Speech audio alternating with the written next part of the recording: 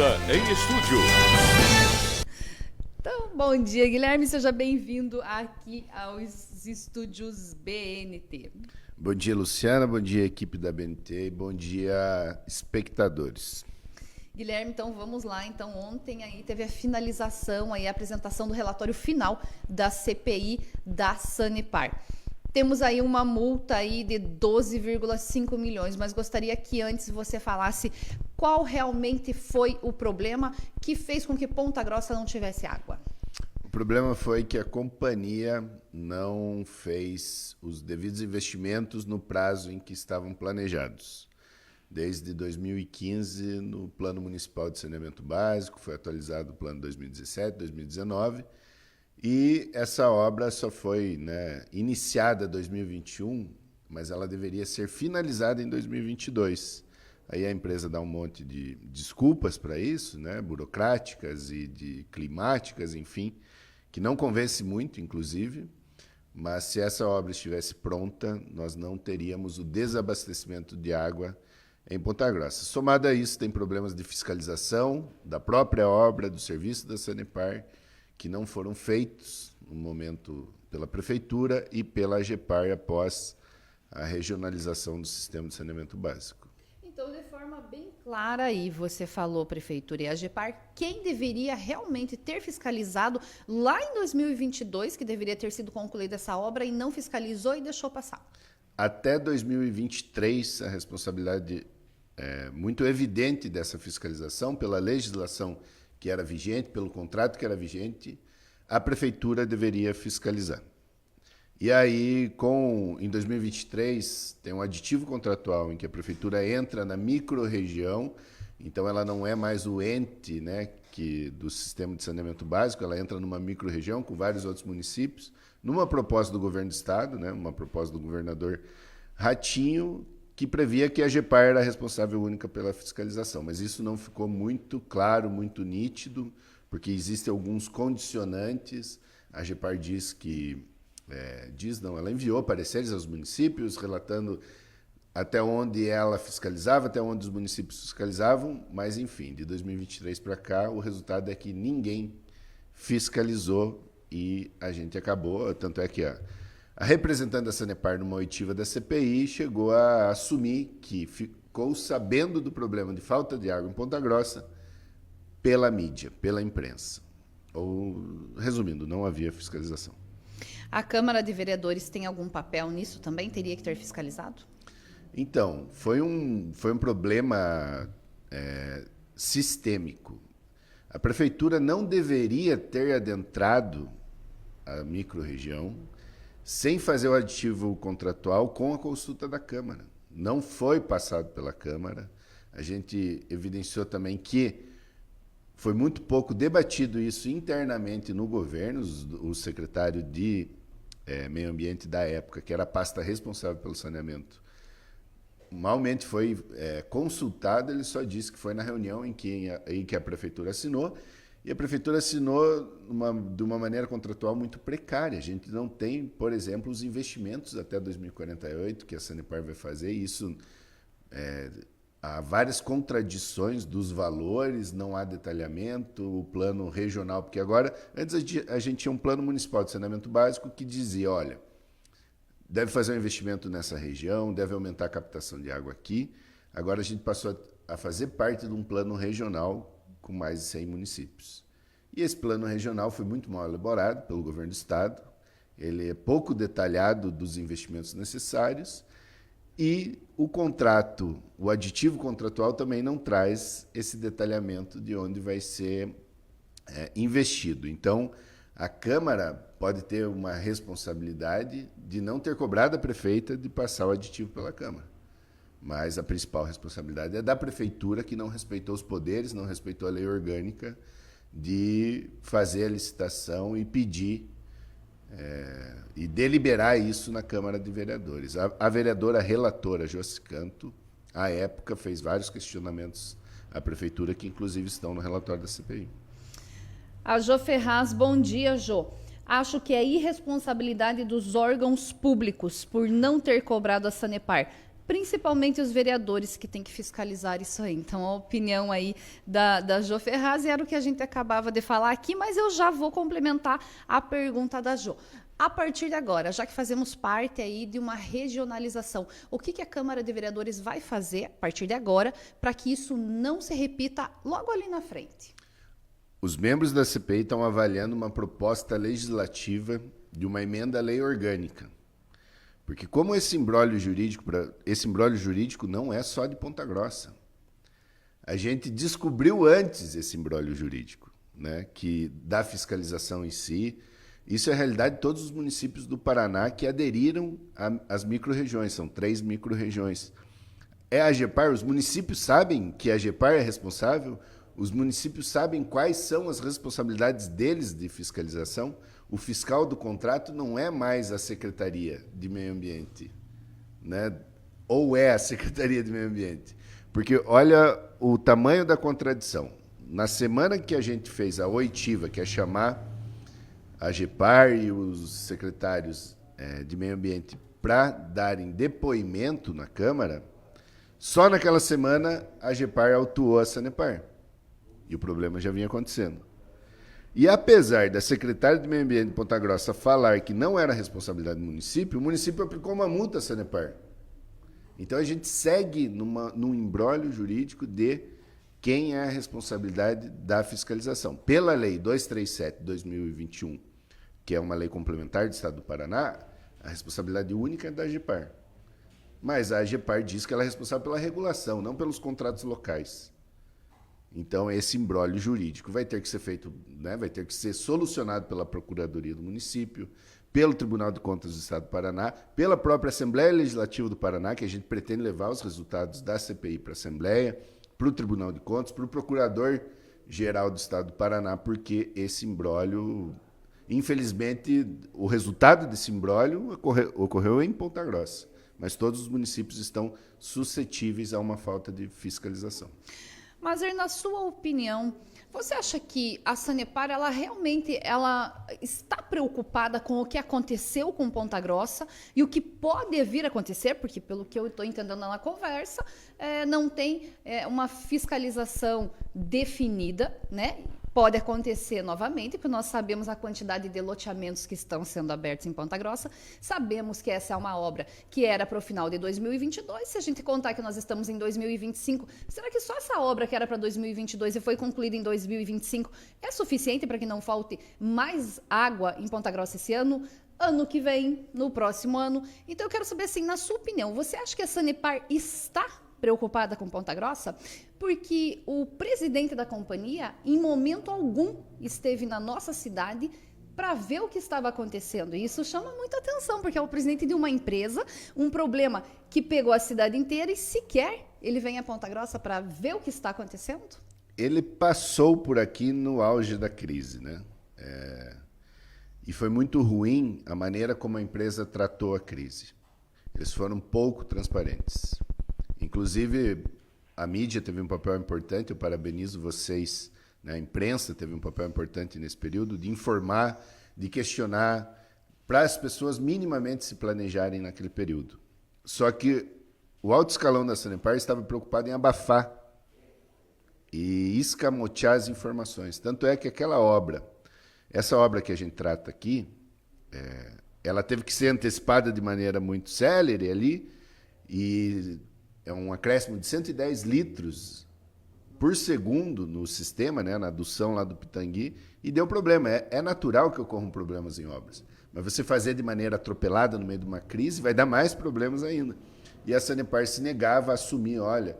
Tanto é que o governador Ratinho Júnior deu uma entrevista no Litoral falando, não, estou mandando uma peça. O problema não é uma peça em si, o problema estava na conexão, fazendo afogadilho ali, e a Sanepar estava mais preocupada que a repercussão não fosse negativa do que passar as informações concretas, coerentes. Isso eu acho que é um problema maior. Agora eu vou dar uma opinião muito pessoal, mas é que a gente já vem estudando, que a companhia ela não é mais uma companhia só estatal. Ela tem ações na Bolsa de Valores. Então, essas repercussões negativas faz com que as ações baixem o mercado, né, que é os acionistas, que quem realmente se beneficia de todos os problemas são os acionistas. Porque ao passo que você não faz uma obra planejada para 2020, para iniciar, você economizou dinheiro naquele período, você investiu mais dinheiro, né, o dinheiro contou juros, enfim, quem ganhou foi os acionistas, porque os acionistas sempre receberam dividendos, o lucro sempre foi exorbitante, as pessoas sempre tiveram que pagar o talão de água, mas os acionistas nunca deixaram de receber, mesmo durante a crise. E passaram a receber por ar, inclusive, que os relógios estavam girando, contabilizando ar. Incrivelmente, na crise, as ações da Sanepar subiram na Bolsa de Valores. Por quê? Porque o acionista quer saber do lucro. E a empresa foi muito eficiente em garantir o lucro deles e não priorizar a eficiência do serviço, a qualidade do serviço, ou mesmo uma baixa da tarifa. Então, esse debate, claro que é um debate pontual, que Ponta Grossa viveu uma crise sem precedentes, mas a gente tem que começar a avaliar os serviços públicos que foram privatizados. E a Sanepar foi quase inteiramente privatizada no ano passado, como a Copel foi, né, nesse último período, como o Ratinho está tentando fazer com a Celepar, como o Ratinho está fazendo com as escolas do Paraná, propondo uma privatização, propondo não, já propôs, já está inserindo aqui em Ponta Grossa, inclusive, colocando uma administração privada para gerir os colégios estaduais. Então, o mundo está reavaliando os serviços que foram privatizados. Existem muitos processos de reestatização de companhias de água no mundo, de reestatização de empresas de transporte público. A Europa está fazendo isso porque está avaliando os resultados dessa política. E eu acho que a CPI é um passo importante para a gente debater esses problemas. Então, só corrigindo uma informação aqui, o Maser disse que o presidente da Sanepar passou aqui por Ponta Grossa no auge da crise. Vocês chegaram a ter contato com o presidente da Sanepar? Eu tive um contato preliminar com ele por telefone no início da crise, porque eu precisava um canal de comunicação entre a empresa e a CPI, foi ali que a gente conversou. A Sanepar não se negou nesse período nós encaminhamos mais de 5 pedidos de informação, tanto para a Sanepar, para a Prefeitura. Nem a companhia, nem a Prefeitura se negaram a dar essas informações. O que acontece é que essas informações em si, elas não são convincentes, não são muito claras, não são nítidas, por causa dessa confusão, né, ocasionada principalmente pela regionalização. A regionalização não é uma coisa ruim. Ela é ruim do jeito que foi feita, do jeito que foi imposta, do jeito que o município entrou, né? Porque a gente entende que os polos, as maiores cidades, têm que equalizar o investimento com as cidades que têm menos condições para que todo mundo tenha saneamento básico. Mas Ponta Grossa entrou de um jeito muito ruim nessa regionalização. E agora falando sobre essa multa proposta de 12 milhões e meio, como vai funcionar todo esse processo? Então, porque a CPI ela tem um poder limitado de atuação. Ela é uma comissão parlamentar de inquérito, ou seja, a gente faz basicamente uma investigação sobre os contratos, a gente tem poder de questionar, de entrar, né, sobre todas as documentações, enfim. E a gente, ao final, o relatório recomenda ações baseado no que ele investigou e no que ele concluiu. A conclusão da multa é porque houve sucessivas quebras de contrato, um contrato da Sanepar com Ponta Grossa de 2006, que passa pela interrupção do abastecimento, passa pela Sanepar não fornecer os dados que continham no contrato de maneira frequente. Existe uma série de quebras de cláusulas contratuais e esse foi um balizamento de 10% do faturamento mensal, que não é muito. Né? Não é do faturamento mensal, é do faturamento operacional. Essa multa que a gente está propondo, que a Prefeitura cobre da Sanepar, porque para ocorrer essa multa, a Prefeitura tem que cobrar. E a gente tem que lembrar que existiu uma CPI da Sanepar em 2014 que também propôs uma multa que a Prefeitura nunca cobrou da Sanepar e pode cobrar. A gente comprova no relatório que a Prefeitura pode cobrar essa multa da Sanepar. Então, agora, a gente acha que é um valor mínimo, que se o Ministério Público entrar com uma ação civil pública, essa multa pode ser muito maior, porque o dano causado para a população foi muito grande, né? Mas o mínimo que a prefeitura tem que fazer nesse momento é cobrar uma multa de 12,5 milhões de reais. A prefeita pode se negar a cobrar essa multa, mas ela daí vai estar provando também que continua sendo negligente com uma concessão pública de saneamento básico. Tem algum prazo para essa cobrança dessa multa? Não existe prazo. A CPI ela recomenda, ela não obriga a prefeitura a fazer. A gente não tem esse poder. Quem tem o poder de cobrar uma multa ou é a GEPAR ou é a prefeitura. Quem tem o poder de... A gente indica várias possibilidades de crimes, né, de infrações, no âmbito civil, criminal, ali no relatório, mas quem tem que investigar se algum agente público fez isso é o Ministério Público. Então, a gente encaminha tudo isso para o Ministério Público tem que topar fazer essa investigação, né? A Defensoria Pública do Paraná tem que topar fazer essa investigação, o Tribunal de Contas tem que topar fazer essa investigação. A gente deixa prontinho falando, ó, está aqui, o caminho de todas as irregularidades e ilegalidades estão aqui. Agora vocês têm que tomar as atitudes necessárias. Tá certo, Maser. Então, aqui nós temos uma nota aí da Sanepar, tá? Sobre a comissão da CPI da Câmara de Vereadores, a Companhia Sanepar, prestou esclarecimento enviando todos os documentos e com a participação de equipes técnicas em reuniões presenciais com os vereadores. Foi esclarecido que as manobras emergenciais nos meses de fevereiro e março foram motivadas pelo aumento atípico da temperatura na cidade para aquele período, com consequente aumento excessivo no consumo de água tratada. Além disto, a etapa da obra da adutora ocorrida em março causou impacto no abastecimento devido a intercorrências não previstas durante a sua execução. Esta obra foi contratada em 2021 e o atraso se deu em decorrência da demora nas liberações por parte de órgãos responsáveis pelas áreas de rodovias e ferrovias, além de condições climáticas que também impactaram na continuidade da execução do projeto. A Sanepar, isso no final da tarde de ontem, a Sanepar ainda não recebeu o relatório final da CPI. Quando receber o documento, vai avaliar. Então, essa é a nota que foi divulgada no começo já da noite de ontem aí pela Sanepar. E vem de encontro aquilo que o vereador Maser falou agora, né? As informações aí que a Sanepar prestou aí bom, enfim, várias informações envolvendo até as condições climáticas, que esquentou demais, que é algo aí que ninguém pode fazer nada, né, vereador? Luciano, você trouxe uma informação muito interessante antes que eu acabei não abordando.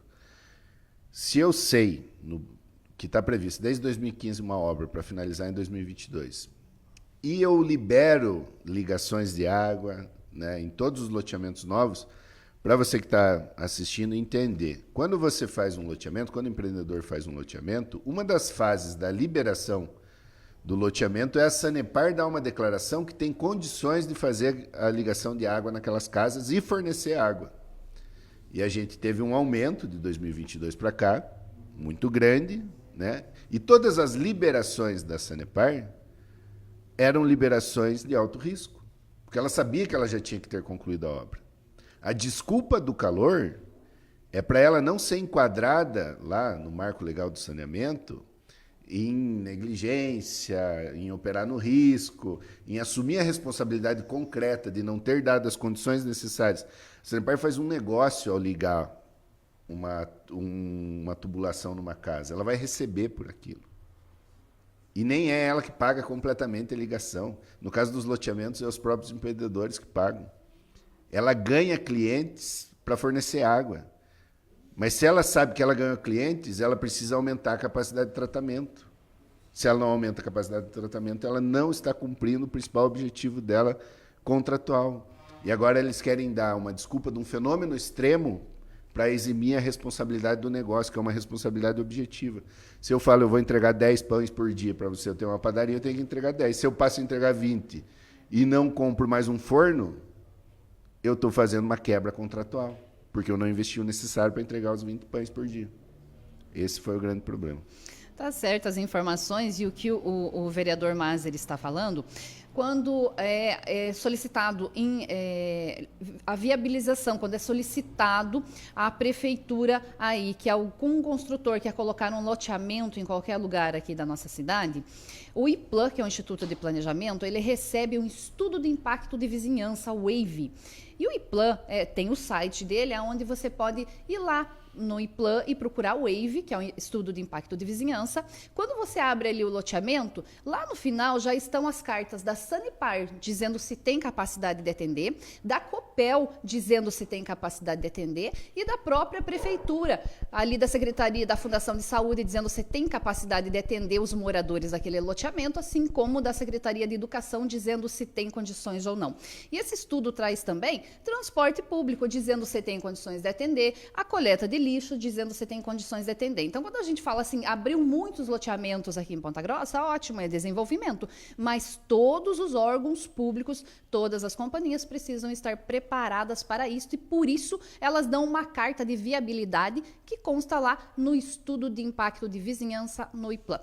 Vereador, muito obrigada pelas suas informações e volte sempre trazendo novidades. Ótimo, muito obrigado. A entrevista foi muito boa e obrigado pelo convite.